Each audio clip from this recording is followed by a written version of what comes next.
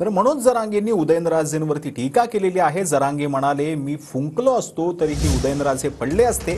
शिवरायांची शपथ घेऊन सांगतो, जरांगे मला असं म्हणाले, असं राजेंद्र राऊत यांनी म्हटलेलं आहे। बार्शीचे आमदार राजेंद्र राऊत यांनी हा मोठा दावा केला।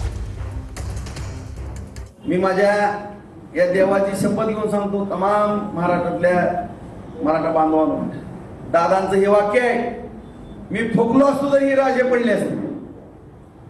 मी फुकलो असतो तरी हे राजे पडले असते। मी राजे म्हणून सोडून दिलं असा हात केला।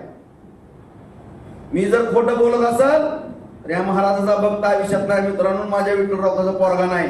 मी माझ्या आई बापा शपथ खरं सांगतो, आज मला पण माझ्या सहनशीलतेच्या बाहेर जाऊन देऊ नका। मी तर तुम्ही फुकलेली करताना त्यापेक्षा 100 पट फुकलेली लिखू आहे। तुम्ही मुख्यमंत्र्याला शिवाय देताय,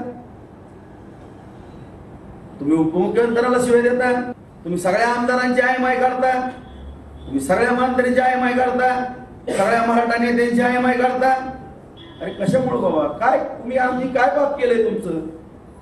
आम्ही मराठा समाजामध्ये जन्माला आलो आणि आम्ही आमदार खासदार झालो म्हणून तुम्ही आमच्या आयमाय काढता का?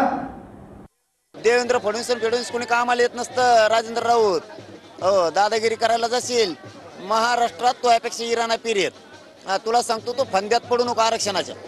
आणि देवेंद्र फडणवीसचं ऐकून विरोध करायचं काम बंद कर। आम्हाला पुरी माहिती झाली, आता पूर्ण माहिती मिळाली की देवेंद्र फडणवीसने तुला सागर बंगल्यावर बैठक केली, तो एक आरोग्य मंत्र्याच्या तिथेही तुमची बैठक झाली आणि तिथून तुम्ही हे शिजिले काहीतरी। जर मराठ्याच्या आंदोलनाला राजेंद्र राऊत धक्का लागला ना राज्यात, तुला राज्यातच काय तो ह्यामुळं देवेंद्र फडणवीसला सुद्धा फिरून देणार नाही।